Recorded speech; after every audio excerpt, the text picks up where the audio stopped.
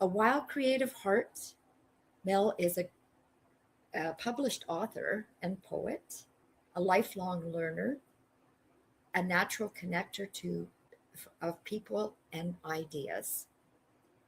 Laughter, storytelling, growing awareness, and the shared experience of navigating life's struggles are central to Mel's way of being, for sure. Their work is rooted in art and practice of being present with more of what is, inviting others into spaces of authenticity, compassion, and collective growth. Welcome. Record, please. I'm sorry, say again? Record. Thank you. Thank you for the reminder.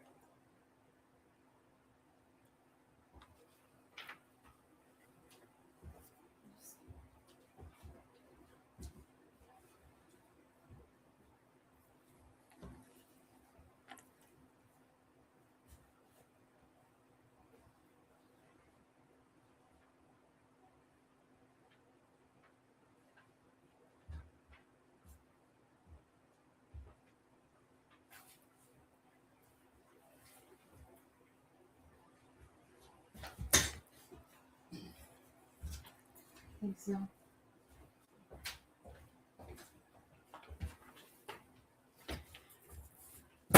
So good morning, everybody. Today we're going to begin and embark on the first of a series to explore the idea of multipartiality. If you find yourself at the end of this offering wanting to know more, I would point you actually backward to two past talks. The first one is the talk that I did in June called Wild Geese, which looks at what it means to invite more of yourself into existence and what it means to hold that intention of a world that may tell you not to exist. The second one is the restorative practices presentation that I offered in September.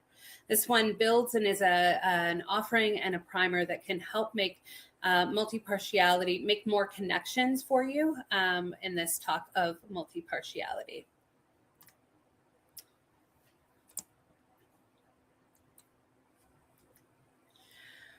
So what is multipartiality? First, I want to talk about it in the context of facilitation. So multipartiality in the context of facilitation, holding space with other people. It's a facilitation technique that refers to the practice of giving equal attention to multiple identities and experience, especially those that may have been left out and historically and currently unheard. This approach balances power, disparities, and enhances learning and understanding by bringing out perspective other than the dominant narrative and naturalizing them. So facilitators draw from tools of deliberate reflection, intentional weaving of possibilities, attuned empathy, open questions, truth statements, to both challenge the space and also bring out different perspectives. Cultivate the capacity to hold the perspectives and ideas that are different than your own and gain something new in that dialogue. How I would say this simply is that we call this, or I call this, wisdom weaving work, where we start to bring more awareness into the space and we start to grow our awareness of all that's there. Some of it will feel like gratitude and some of it will feel like grief as we meet the reality that we are connected and there's nothing that can break us. So again, I would say that sometimes the awareness that there is oneness, that there's connection between us, sometimes that will feel like gratitude and other times that will feel like grief. We grow our capacity for that and we grow our capacity to meet that. So today, as we begin the first of this series, to explore this, I want to offer first a translation. So you might have heard that and go, I have no idea what this person's talking about. Awesome. Let me offer you translation and context into the practice of unity. To translate into unity, there is a truth that you know. You know that there's many people, many paths, and many people on those paths in different locations. The question then in this context would be, do I have what it takes to locate myself on that path, to see as many paths as possible, even if they're not my own, and be like, yes, that's also there. That's also there. And to uphold room and space for those paths towards living that expanded life, to growing our consciousness and living into the expanded life. And that takes capacity then to be with something different than our own path. The moment we say things like, I couldn't imagine, pause. Many people, many paths. When we can figure out the truths and the truth statements we uphold together, we will find ourselves in the work of doing just that. If we waver, if we want more people on our path, we will call that inclusion and we will miss the point. The simplest example I have is maybe we all agree that the side dish is carrot and peas. Yes, carrots and peas. And that's what we have. And somebody comes along and they're eating a salad and we go, oh, like, what is that? And they say it's a side dish. And we say, no, side dishes are carrots and peas. Inclusion with that disintegrated understanding then would be that we would spend our time and energy asking what barriers we need to remove to help include this person in eating carrots and peas. That is what inclusion oftentimes looks like. But you probably want carrots and peas. You just don't know enough about carrots and peas yet. So there's a very big difference, Loretta Ross says, between a movement and a cult. A movement, many people, many paths, many people on those paths, means then we honor that and we honor those people on that path still towards that collective, still upholding for each other many paths, many people on that path towards exploration of spirituality, towards love, towards care. We know what we're working towards. Many ways, many side dishes. How do we hold space for those? Still clear, though, on where we're going. Still clear on what it is and isn't. So we find ourselves then in a starting place. And I wanted to offer the 4 sort of themes that'll come up throughout this series. And I also highlighted the one I'm going to spend time on today. So multipartiality practitioners hold a lot of qualities and skills. And for me, I've been studying this now for approximately 5 years, and I'm still learning. So I wanted to bring something into this series that would help bring it into connection. And so the 4 multipartiality practitioner qualities that I want to explore in these talks together is 1, the capacity to listen and hold space that's bigger than the experience. And that's what we're going to focus on today. The second is capacity to cultivate levity in struggle, focusing on themes of delight and gratitude and what it means to hold and lean into those spaces, really the videos that were just being shown. What does it look like to actually do that work of holding care and compassion in the face of challenges? The third one will be the capacity to make mistakes, learn, and continue to show up. Turns out that sounds easy when you put it in a sentence and challenging when you put it into practice. So we'll spend some time there. And the fourth one is capacity to draw on practice and then tools for reflection. Some of those qualities are pausing, listening, curiosity, notice, wonder, presence, delight. I know I'm in good company because I know that Unity cares about meditation, about prayer, about pause. And that is again, a practice that we employ.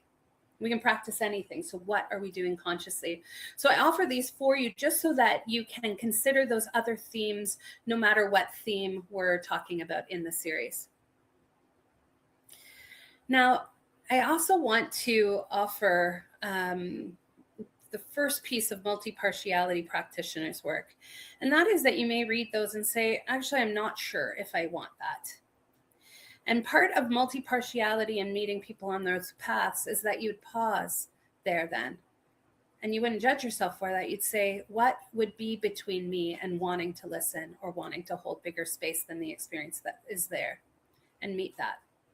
What would be between me wanting to grow my capacity towards lightness in the struggle? What is there? And when we meet that instead, we can grow authentically. We start to intrinsically make those changes rather than acting as if outside of ourselves without that inner link. We need to meet those pieces and parts of ourselves. Another piece that's key to me that I want to touch on today is the idea of mentorship. And I want to thank 3 mentors today: Julie Friesen, Jason Spencer, Kate Crozier from Community Justice Initiatives. And why I bring this up is because it's relevant to the multi-part journey, and it's relevant to the space that we find ourselves in. And one of the pieces of multi-partiality and multi-part practitioners is the ability to see that you are receiving, that these people around you that you are with casually and deeply are offering you wisdom, words, support, and care. And that is something we're meant to hold with open hand, and also to see the ways for which we are giving and offering and supporting. That posture of connectedness has changed my life. It means that we start to balance that space of ego, because I see who and how I'm being held up and supported, and I see who and how I am giving. And I will offer that it is the coolest thing ever to see the same person on the end of receiving and giving, that these are not different people always on one side or the other. And those mentors that I just mentioned have taught me to see myself, have also said, thank you for growing me. Thank you for sharing what you have back. The idea that some people know and then we learn from them, and some people need to know and we teach them, is really disintegrated understanding of what mentorship is. And mentorship is such a beautiful thing, because I think about mentors, including ones I've had for 20 years, who just must believe a whole lot in me, as they stay around and they offer what I can to see me grow, trusting this one thing, that I'll offer back, that I'll pay it forward. So when we think about multi-partiality practitioners and this idea of holding bigger spaces, I offer that for you to consider also. So at its root, what we are talking about, I like when things can get real simple and real practical. When space is smaller than the experience, that will result in pain and disconnection. It's that simple. When the space is smaller than the experience, it will result in pain and disconnection. And why that's important is because what I mean to say is this: if you've not given yourself room to be who you are, if you are not sure what's going on here, your space will be smaller than most of the experiences and people that will come. And to that degree, we create a level of disconnection that's self-fulfilling. It's also in the ways that I may say, oh, the world just keeps changing and I can't keep up with all these new things going on, rather than saying, oh my gosh, thank you for telling me about yourself. Thank you for letting me know who you are. You don't need to know about all those things to change your posture in that moment from that type of answer that closes the space to thank you for telling me I'm so happy you're here.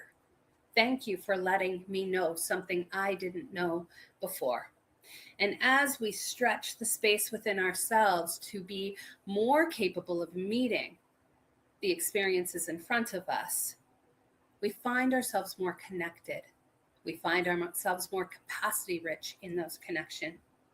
For me, I offer a story of my own journey. I was in the closet, I was working in a workplace, and I met this colleague, and I was hiding out in my office, let's be honest. And I would have said I felt disconnected, and I didn't feel like people understood me. And I also saw the ways now, only in hindsight, that I was creating my own sense of isolation and loneliness.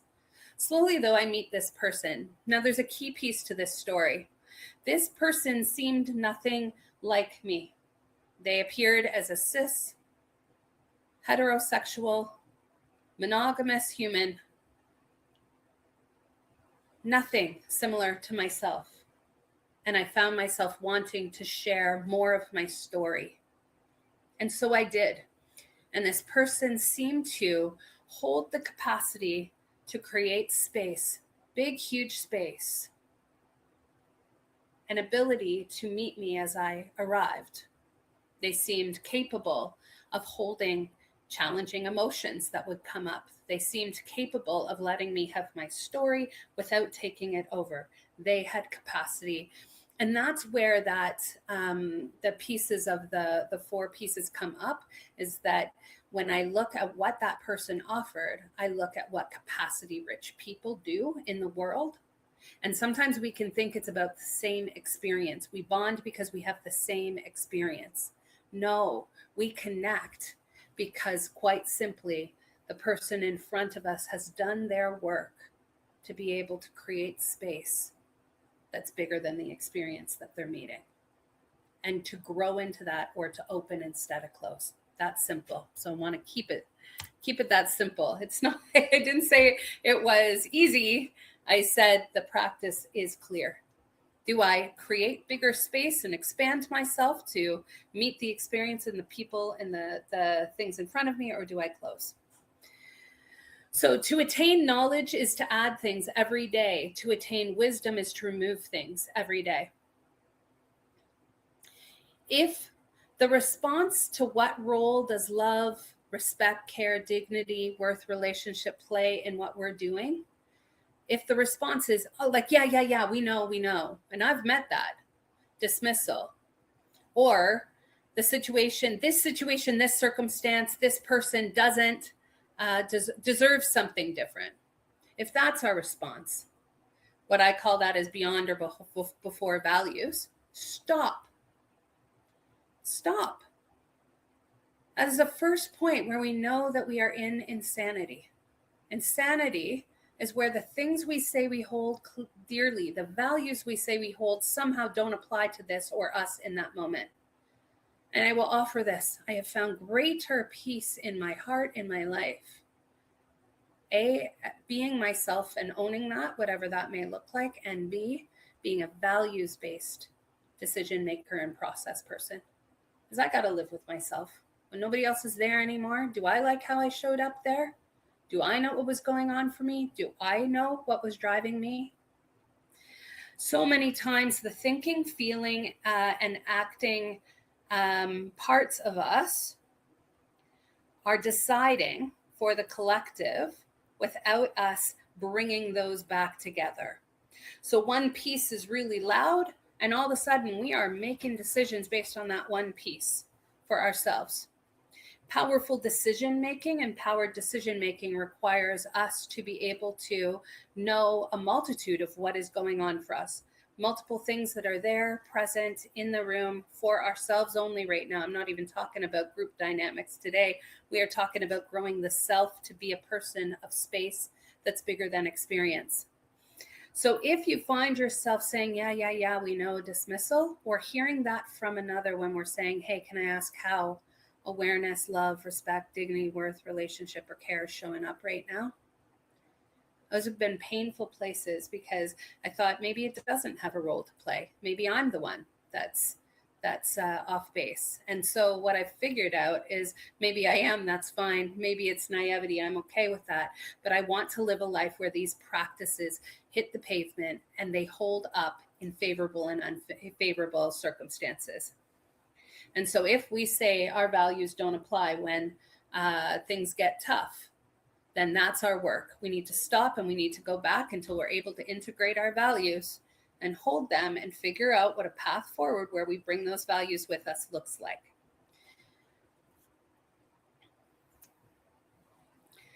I want to put it another way. The statement, I can feel and still choose. I put the website there for We Ali, which created this sort of nervous system ecosystem that understands how we interact together and what a nervous system dysregulation can look like. But at its core, they say this, I can feel and still choose. So when you ask, hey, what are you looking for within?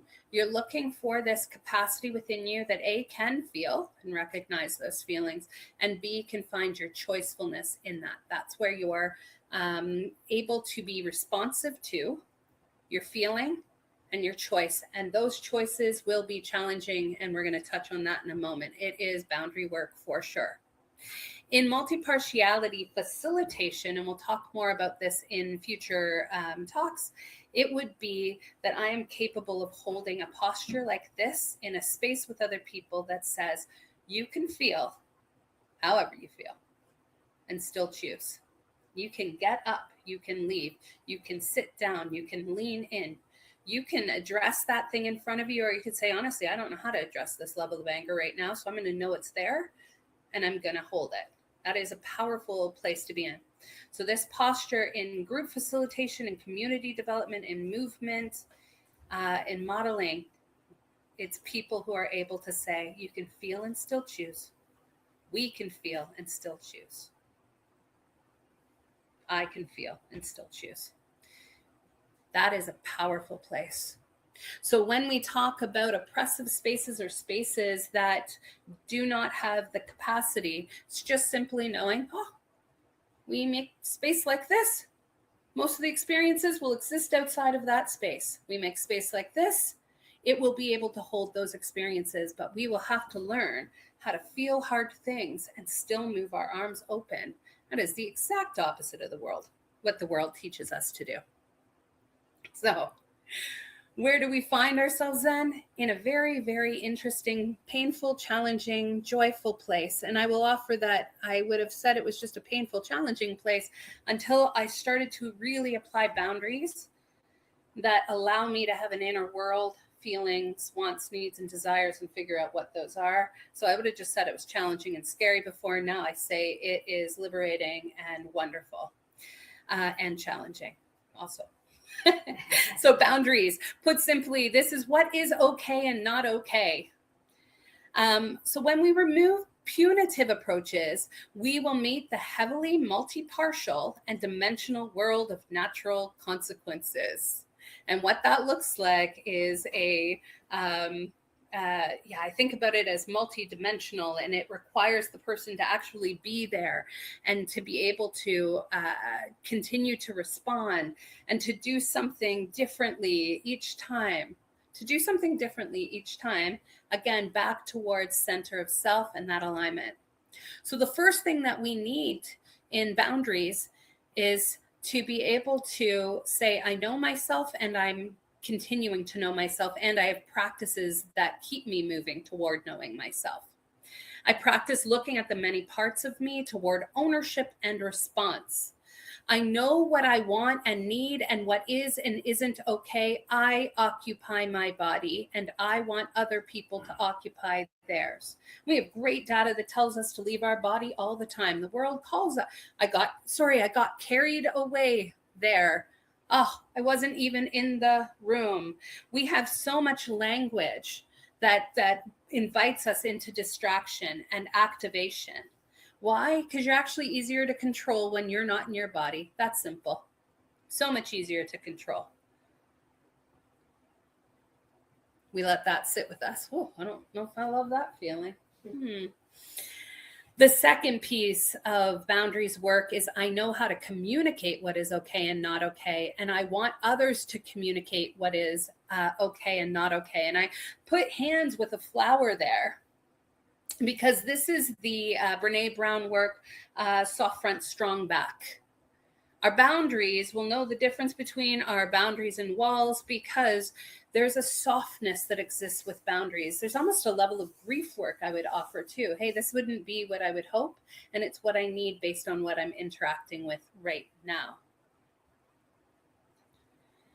Now, the third piece, this piece is key for multi-partiality practitioners and people who want to hold big spaces.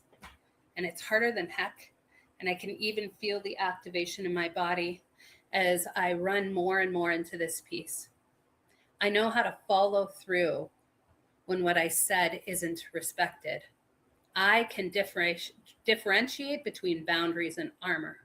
I want other people to follow through on their boundaries.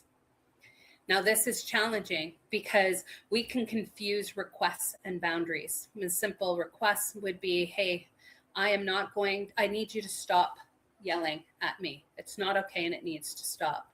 It's important to know that that's a request and not a boundary. That is asking for a behavior change in somebody else. A boundary is, if it happens again that you get back into that rage state, you can find yourself in and you're screaming at me, I'm going to leave immediately. And what I know about myself is that it takes me about 4 days to come back into my body. So I'm going to be tending to my nervous system and not responding to you during that time, because that's what I'm going to need when I meet rage. And then you follow through and you do it. And you do it whether the person in front of you is stomping and screaming, is giving you all sorts of data of why you're not loyal or why you don't care, or all of those other things. And you stop and you tend to yourself. And then in multi-part space, you're doing that in a room. So we're not moving forward because we don't have the quality of care that we said we were going to uphold. So we don't just move forward through that. We do something else, and we can talk about that. But right now, think about what it would be like for you to say, I follow through.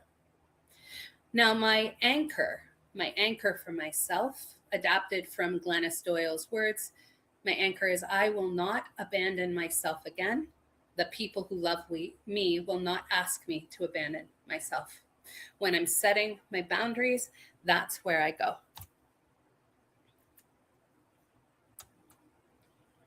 Sometimes I feel like, there we go. So Brene Brown says, it is not fear that gets in the way of us being brave with our lives and our work, it's armor. Everyone is afraid. It's okay to be afraid. What is dangerous is the armor that we reach for to protect ourselves when we're afraid, and how that armor moves us away from love, connection, and our values. I think the hardest work is constantly being aware of what the armor is, meaning what I am grabbing for when I'm afraid, want to protect myself and my ego, and how heavy that shit is.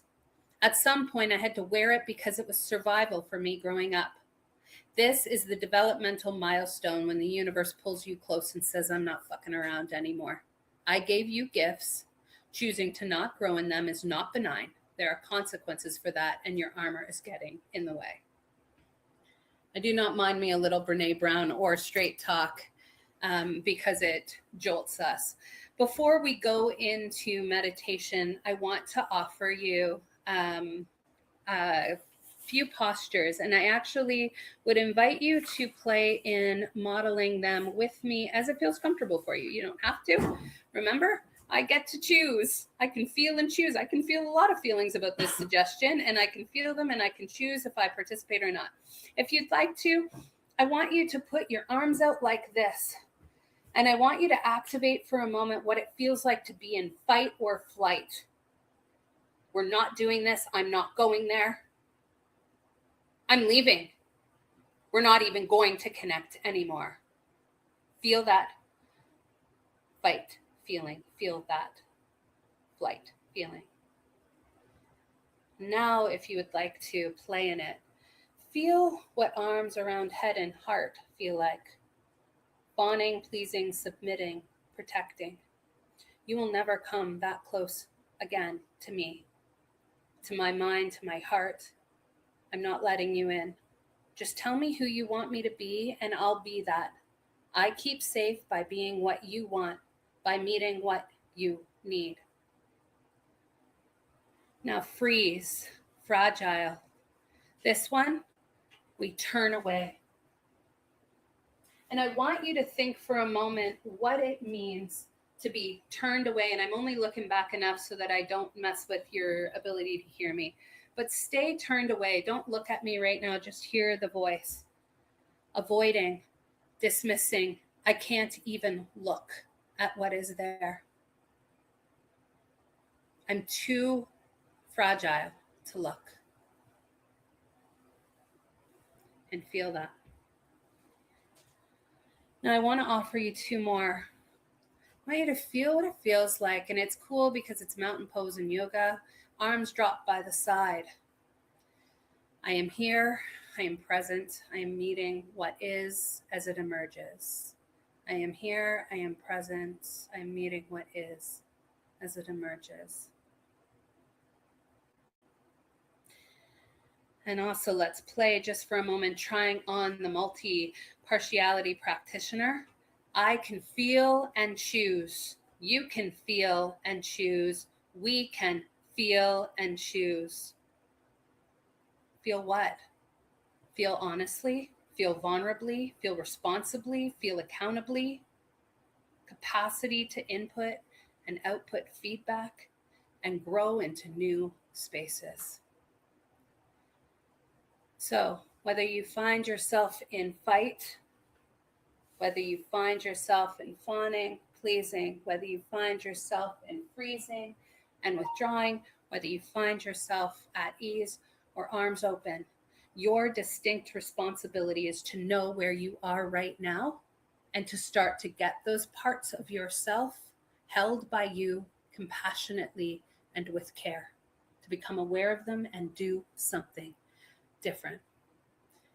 So as we go into a short meditation, a meditation inviting you to recognize and allow what emerges, I offer the words by Peter Block. We must establish a personal connection with each other and foremost with ourselves.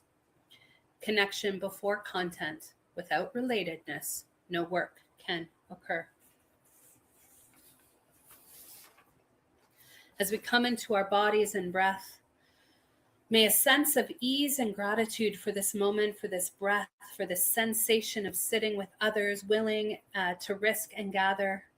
May we soften into curiosity, willing to practice feeling, willing to practice noticing and allowing that which is there to be there, including ourselves. Willing to perhaps touch the armor that is underneath, increasing our capacity to be with what is in this world we find ourselves in and to interact with it.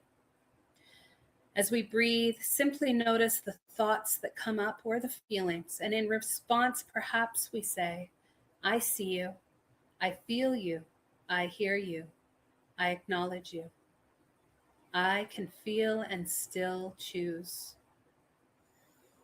Allowing the body to talk.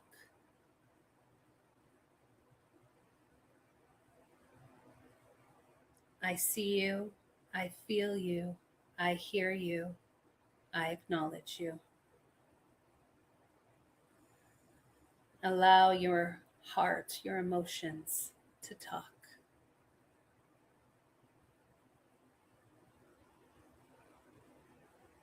I see you, I feel you, I hear you, I acknowledge you. You can feel and still choose. Allow your mind to talk. I see you. I feel you. I hear you. I acknowledge you. Allow your gratitude to talk.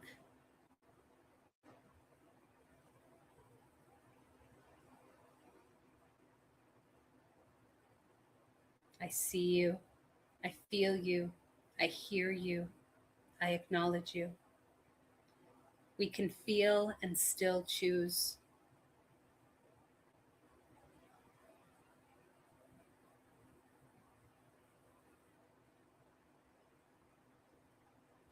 Allow the wisdom and whispers of your wisdom to move and speak. What is something you want to make room for in your day today? Toward care, toward respect, toward dignity, worth, and awareness.